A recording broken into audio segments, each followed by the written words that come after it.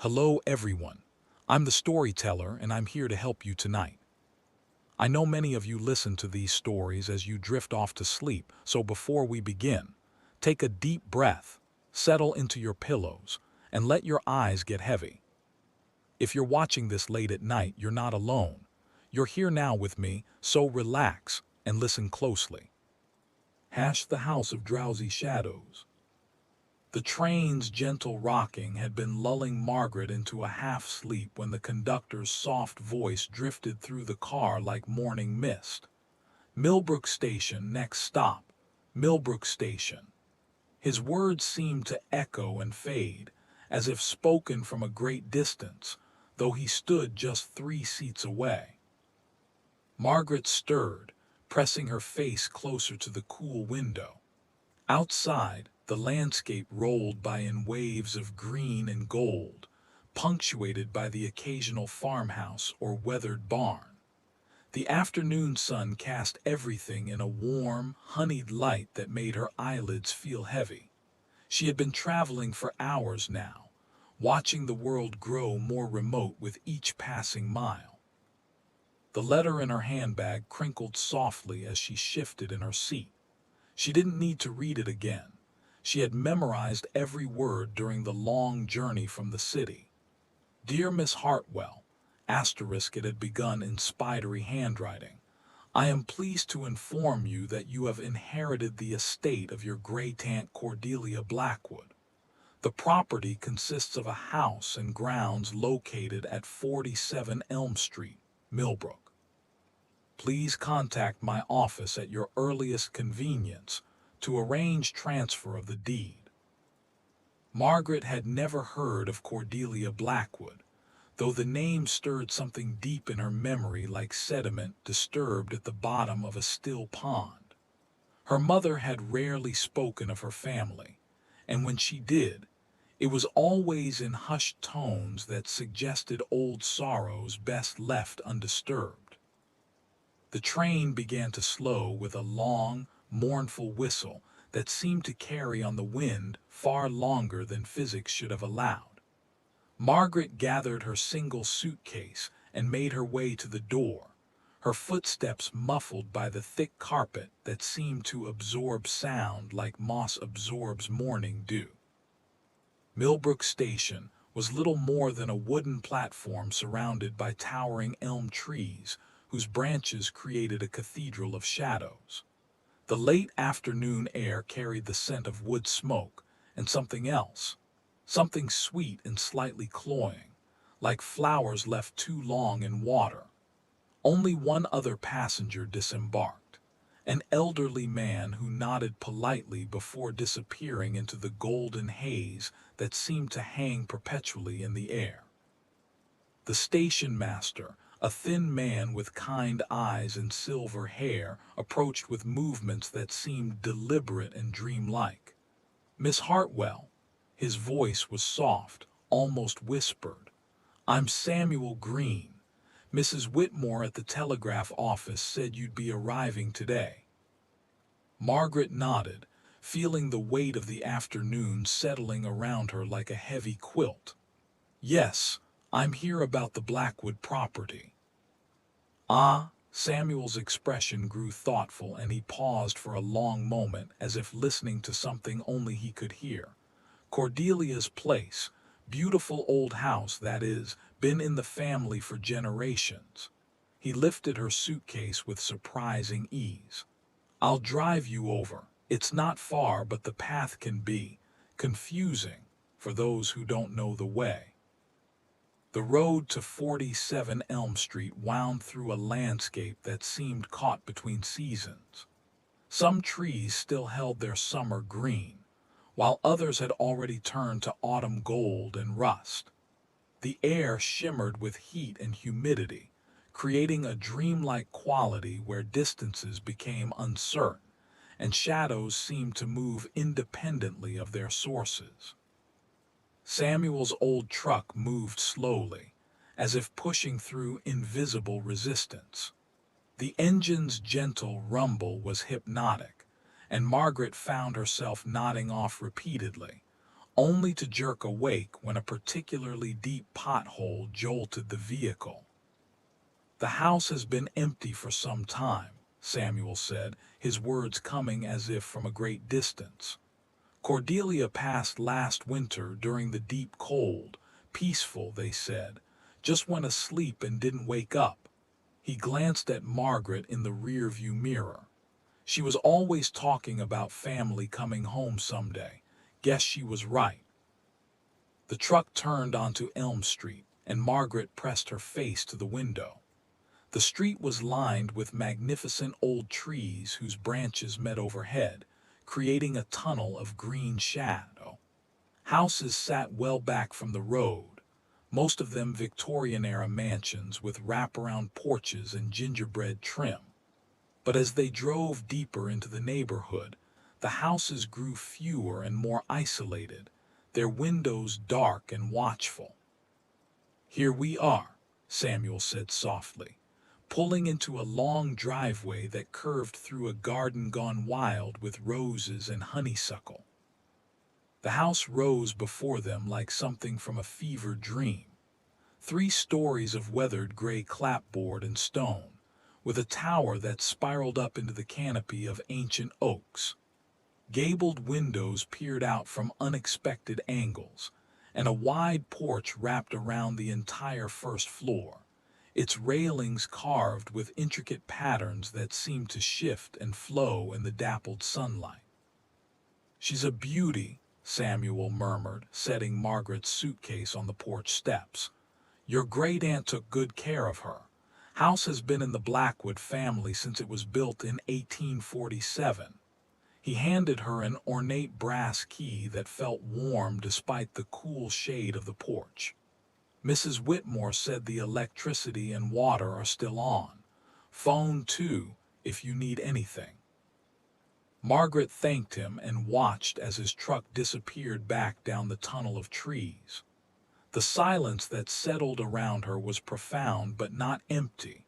It was filled with the whisper of wind through leaves, the distant drone of bees in the overgrown garden, and something else, something like the sound of the house itself breathing. The key turned easily in the lock, and the front door swung open with barely a whisper. Margaret stepped inside and immediately felt enveloped by the cool, lavender-scented air. The foyer was spacious and elegant, with a grand staircase that curved up to a landing lit by a stained glass window depicting a garden scene in blues and greens and golds. Every surface was covered with a fine layer of dust that caught the afternoon light like powdered starlight. The house felt suspended in time, as if it had been waiting patiently for her arrival. Her footsteps were muffled by thick Persian rugs that seemed to absorb sound, creating an atmosphere of profound quiet. Margaret wandered through the rooms on the first floor, each one more enchanting than the last. The parlor contained a grand piano whose keys gleamed like teeth in the filtered sunlight. The library was lined floor to ceiling with books, their leather spines creating a symphony of deep reds and browns and golds. The kitchen was old-fashioned but charming, with a massive cast-iron stove and copper pots hanging from hooks like sleeping sentinels. But it was the conservatory at the back of the house that took her breath away.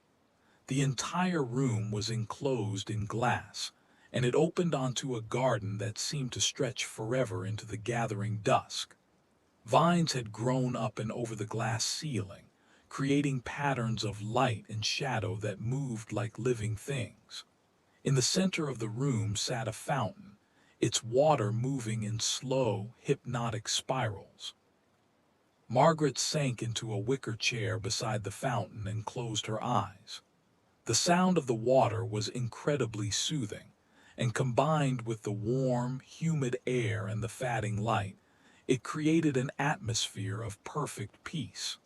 She felt her breathing slow and deepen, her muscles relaxing for the first time in months. She must have dozed, because when she opened her eyes again, The conservatory was filled with twilight blue shadows. The fountain continued its gentle music, and somewhere in the garden, a night bird was singing a song that seemed to go on forever, each note bleeding into the next like watercolors on wet paper. Margaret made her way upstairs to choose a bedroom. The second floor contained 4 large bedrooms, each one furnished with antique pieces that seemed to glow in the dim light filtering through lace curtains. She chose the room at the front of the house, with windows that looked out over the street and the tunnel of elm trees. The bed was a 4-poster mahogany antique with a mattress so soft and inviting that Margaret felt herself drawn to it like iron to a magnet. She unpacked her few belongings and changed into her nightgown, though it was barely 8 o'clock. The house seemed to encourage rest, to whisper that there was no hurry, no schedule to keep, no urgency about anything at all. She found fresh linens in the hall closet. They smelled of lavender and something else, something that reminded her of childhood summers she couldn't quite remember. The bed was incredibly comfortable, the mattress seeming to mold itself to her body like a gentle embrace. As she lay there in the gathering darkness, Margaret became aware of the sounds of the house settling around her. The floorboards creaked softly, as if someone were walking very slowly and carefully through the rooms below. The windows rattled gently in their frames when the wind stirred the trees outside.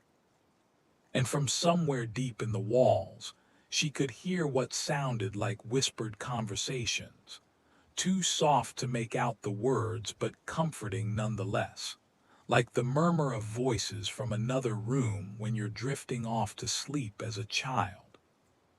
Margaret's eyes grew heavy, and she found herself sinking deeper into the soft mattress. The sounds of the house became a lullaby, and she drifted into the most peaceful sleep she had experienced in years. She dreamed of the garden, but not as she had seen it that afternoon. In her dream, it was fully restored, with neat pathways winding between beds of flowers that seemed to glow with their own inner light. Women in long white dresses moved through the garden like ghosts, tending to the plants with movements that were slow and graceful and hypnotic. Their faces were obscured by the wide brims of their hats, but Margaret somehow knew they were members of her family, Grayton. T.S. and great-great-grandmothers, whose names she had never learned but whose blood flowed in her veins. She woke the next morning feeling more rested than she had in months, possibly years. Sunlight streamed through the lace curtains, creating patterns on the floor that seemed to shift and dance. The house was perfectly quiet except for the distant sound of birds singing in the garden and the gentle whisper of wind through the eaves. Margaret dressed slowly, luxuriating in the unhurried atmosphere of the house. She made her way downstairs to the kitchen, where she found that the ancient refrigerator was stocked with fresh milk, eggs, and bread. A note on the counter, written in the same spidery handwriting as the letter about her inheritance, simply said, "Welcome home, dear, Mrs. Whitmore." After a breakfast of toast and tea eaten at the kitchen table, while morning light slanted through windows grown hazy with age, Margaret decided to explore the garden. She opened the French doors from the conservatory and stepped onto a stone terrace covered with moss that felt soft as velvet under her bare feet. The garden was vast and wild, but not unkempt. It seemed to follow its own mysterious logic, with pathways that curved and wound through sections of roses, herbs, and flowers she couldn't identify. Ancient fruit trees created small groves where the light filtered down in golden shafts. A greenhouse stood at the far end of the garden, its glass panels catching the morning sun like faceted gems. Margaret wandered for what felt like hours, though time seemed to move differently here, more slowly and gently. She found herself stopping frequently to sit on stone benches positioned at perfect intervals along the paths. Each time she sat, she felt an overwhelming urge to close her eyes and rest, and each time she did, she experienced the most vivid daydreams. She saw the garden as it must have been decades ago, filled with women in long skirts and sun hats, moving among the plants with baskets over their arms. She saw children playing hide-and-seek among the fruit trees, their laughter echoing like silver bells. She saw evening gatherings on the terrace, with Chinese lanterns strung between the trees and the sound of a piano drifting from the house. By afternoon, Margaret felt pleasantly drowsy. The combination of the warm sun, the soft breeze, and the hypnotic drone of bees in the flower beds made her eyelids heavy. She made her way back to the house and settled in the parlor with a book from the library, a volume of poetry with pages so soft they felt like silk. But reading proved impossible. The words seemed to blur and swim on the page, and the comfortable chair seemed determined to lull her to sleep. The grandfather clock in the corner ticked with a rhythm that was profoundly soothing, and the afternoon light through the windows was warm and golden and perfect for napping. Margaret gave in to the irresistible pull of sleep, and again she dreamed of the women in white dresses. This time they were inside the house, moving through the rooms like a slow procession. They seemed to be preparing for something, arranging flowers, lighting candles, setting the dining room table with china so fine it was almost translucent. Their movements were coordinated and purposeful, but also dreamlike, as if they were performing a ritual they had practiced for generations. She woke as the sun was setting, painting the parlor walls in shades of rose and gold. The house felt expectant somehow, as if it were waiting for something to happen. Margaret made herself a simple dinner and ate it in the conservatory while darkness gathered in the garden outside.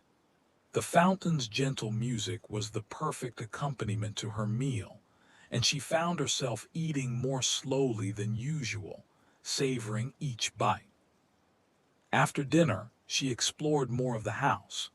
The third floor contained two more bedrooms and a large room that had clearly been used as an artist's studio.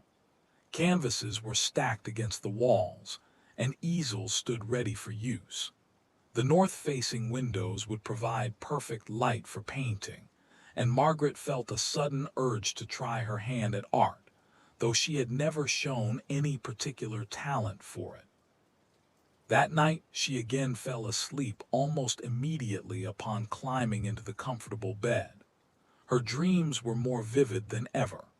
She found herself participating in the slow processions of women through the house and garden. She wore a white dress that seemed to flow like water, and her movements matched the hypnotic rhythm of the others. They communicated without words, understanding each other through glances and gestures that seemed to carry the weight of centuries. The days that followed blended together in a haze of perfect contentment.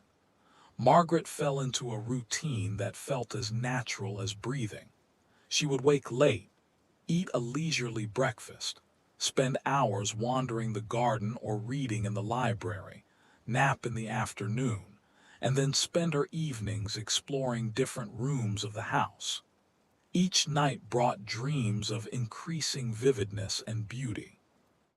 She called the lawyer's office only once to confirm that the paperwork for the inheritance was proceeding smoothly.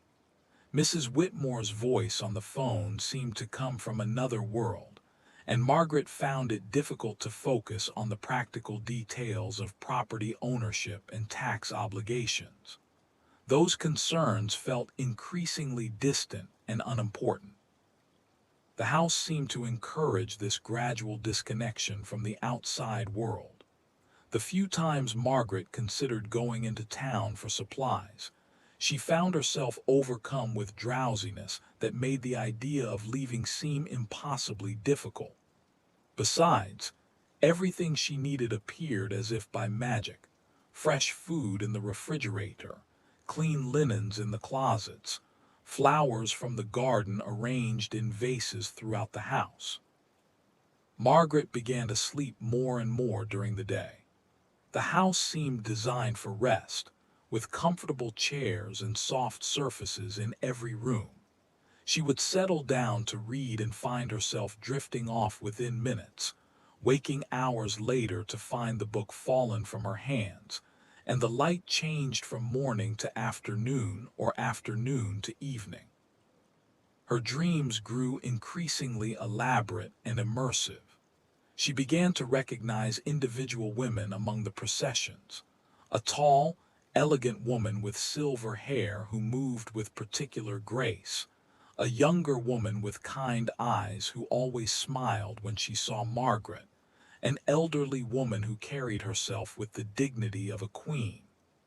They seemed pleased to see her, welcoming her into their eternal dance through the house and garden. One morning, or was it afternoon, Margaret woke to find a white dress laid out on the chair beside her bed. It was made of the finest cotton, with intricate embroidery around the neckline and sleeves.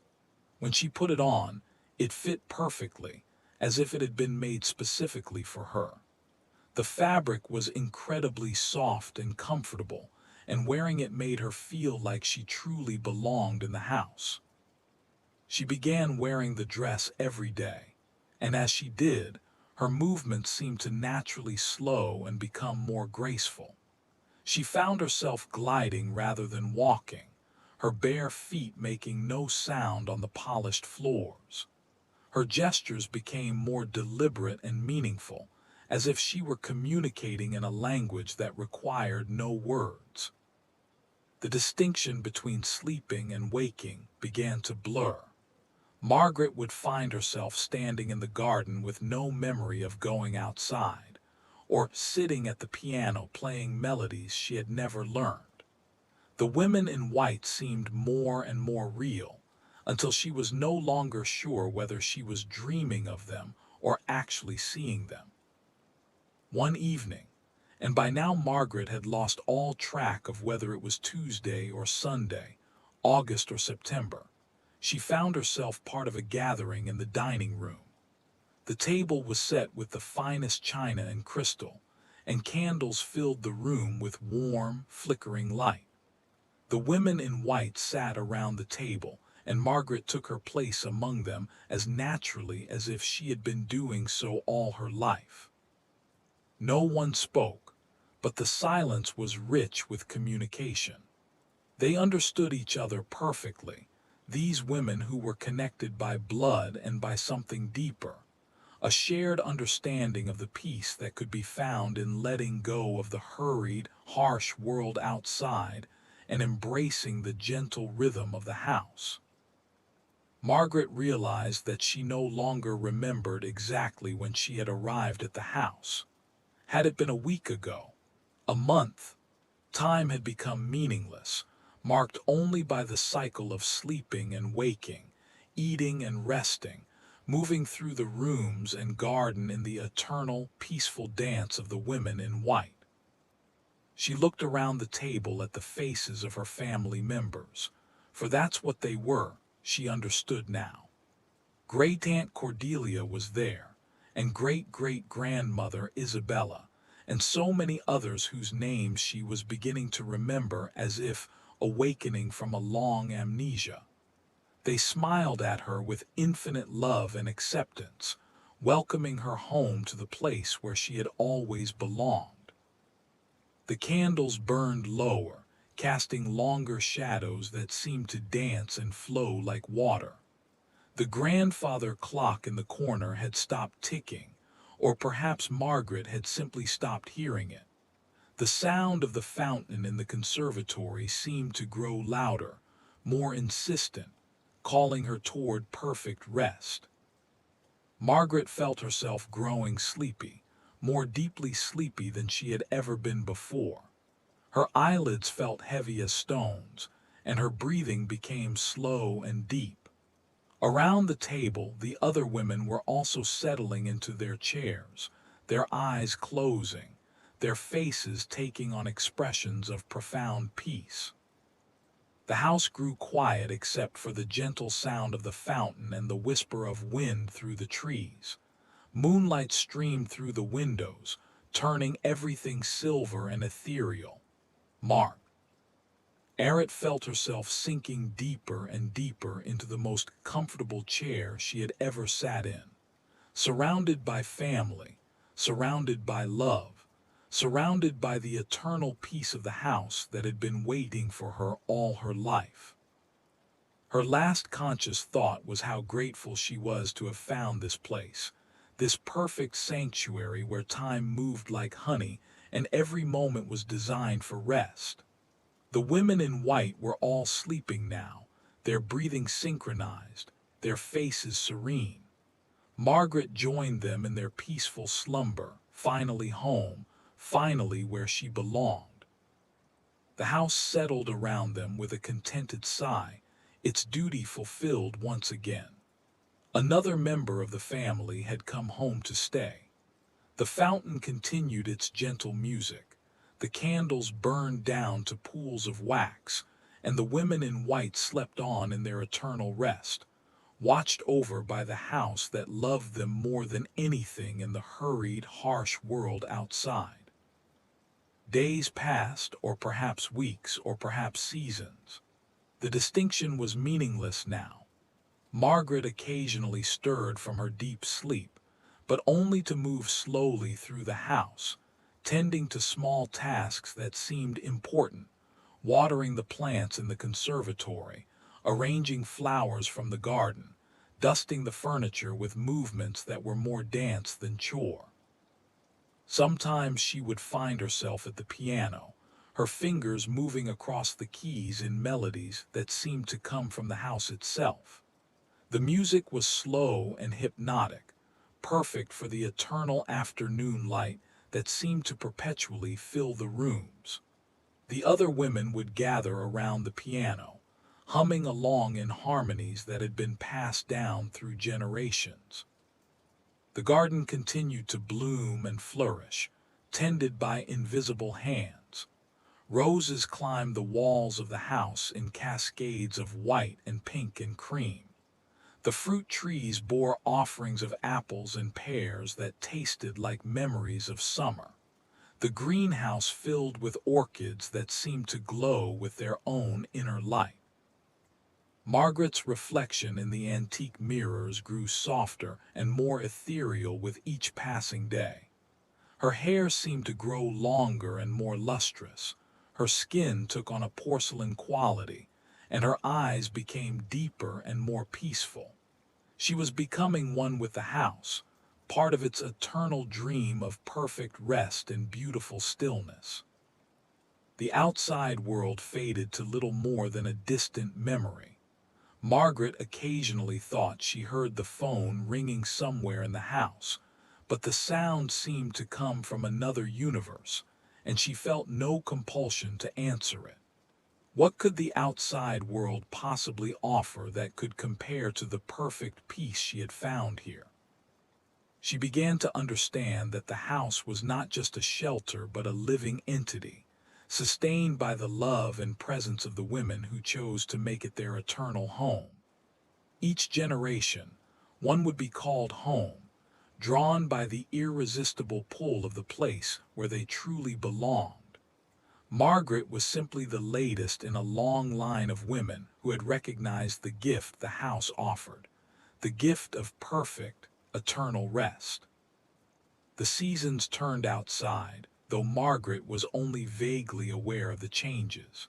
Sometimes the light through the windows was the gold of autumn, sometimes the silver of winter, sometimes the green of spring. But inside the house, it was always the same perfect afternoon, warm and drowsy and filled with the gentle sounds of home. Margaret's movements became slower and more deliberate with each passing day. She glided through the rooms like a sleepwalker, her feet barely touching the floor. Her gestures became ritualistic, purposeful in ways that transcended ordinary understanding. She was learning the ancient dance of the house, the careful choreography that maintained the perfect balance of peace and beauty. The other women welcomed her more fully into their sisterhood with each passing day. They communicated through glances and touches, sharing centuries of wisdom about the art of perfect rest.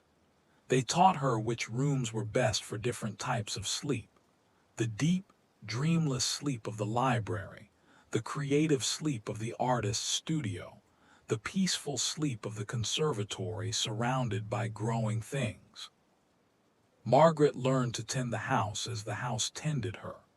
She polished the silver until it gleamed like moonlight, arranged flowers in combinations that seemed to sing with color, prepared elaborate meals that no one ate but that filled the house with comforting aromas. These tasks were not work but meditation, each movement a prayer of gratitude for the sanctuary she had found. The house responded to her care by revealing more of its secrets. She discovered hidden passages behind bookcases, rooms that existed only when needed, windows that looked out onto gardens from decades past. The house was larger on the inside than it appeared from outside, containing multitudes of space and time within its protective walls. Margaret's dreams became indistinguishable from her waking hours. She would find herself having conversations with great Aunt Cordelia, who shared stories of the family's history and the house's many mysteries. She learned about the special properties of the fountain water, which induced the most restful sleep imaginable. She discovered the significance of the white dresses, which were woven from cotton grown in the garden and spun by moonlight. The boundary between self and house continued to blur. Margaret could feel the house's moods as if they were her own, its contentment on sunny afternoons, its drowsy satisfaction in the evening, its deep peace during the small hours of the night. She began to understand that she was not just living in the house but becoming part of it, her essence merging with its ancient spirit. Her reflection in mirrors became increasingly translucent, until sometimes she could barely see herself at all. This didn't frighten her. It felt like a natural progression, a shedding of unnecessary boundaries between herself and the place where she belonged. She was becoming one with the eternal afternoon, one with the gentle rhythm of the house's breathing. The women in white gathered more frequently now, forming circles in the various rooms and moving in slow, hypnotic patterns that seemed to strengthen the house's power. Margaret took her place among them naturally, her movements perfectly synchronized with theirs. They were maintaining something precious and ancient, a sanctuary of peace in a world that had forgotten how to rest. Time became circular rather than linear. Margaret would experience the same perfect morning over and over, each iteration slightly different but essentially the same. She would wake in the four-poster bed, dress in her white gown, eat breakfast in the sun-filled kitchen, wander the garden, nap in the afternoon, and spend her evenings in quiet communion with her sisters. Each day was a meditation on peace, a practice in the art of being rather than doing. The house provided everything she needed without her having to ask. Fresh flowers appeared in vases, clean clothes materialized in drawers, nourishing meals manifested on plates.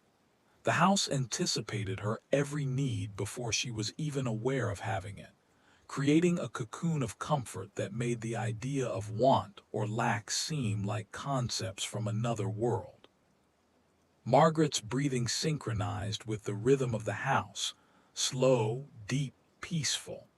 Her heartbeat matched the gentle ticking of the grandfather clock that sometimes worked and sometimes didn't, depending on the house's mood. She was becoming part of the house's circulatory system, her life force flowing through its rooms like blood through veins. The garden responded to her presence by blooming more abundantly than ever. Roses grew in impossible profusion, their petals falling like snow to carpet the pathways. The fruit trees bore offerings of perfect sweetness, and the vegetables in the kitchen garden grew without tending to precisely the size and ripeness needed for each meal. Margaret began to understand that the house existed partially outside of normal time and space. It was a pocket of eternity, a place where the rules of the ordinary world didn't apply. Here, love was stronger than death, peace was more powerful than chaos, and rest was the highest form of worship. She no longer remembered her life before the house, and she didn't want to. What could her previous existence have offered that could compare to this perfect sanctuary? The house held all the beauty and comfort and love that anyone could ever need. It was not just a home, but a complete universe, containing everything necessary for eternal happiness. The women in white were her true family, connected not just by blood, but by their shared understanding of the house's gift. They had all chosen to abandon the harsh, hurried world outside in favor of this gentle existence where every moment was designed for peace. They were the keepers of an ancient wisdom about the value of rest, the power of stillness, the holiness of sleep. Margaret's days became increasingly dreamlike, filled with activities that might or might not have been real. She painted landscapes of the garden that captured light that didn't exist in nature. She played piano concerts for audiences of women who applauded with the sound of wind through leaves. She tended flowers that bloomed in colors that had no names. The house protected its inhabitants from all harm, all worry, all disturbance. The outside world could not penetrate its walls, could not disturb its peace with demands or deadlines or urgent concerns. Here, there was only the eternal now, the perfect moment that stretched on forever without beginning or end. Margaret felt herself dissolving more completely into the house's embrace with each passing day. Her individual concerns and desires faded away, replaced by a deep sense of purpose that required no action, only being. She was part of something larger and more beautiful than herself, a living meditation on peace that had been maintained for generations. The fountain in the conservatory sang its eternal song, a lullaby that reached into every corner of the house. Its waters reflected not just the sky above, but also the sky of decades past, when other women had gazed into its depths and found the same peace that Margaret had discovered. The fountain was the heart of the house, pumping tranquility through its rooms like a circulatory system of serenity.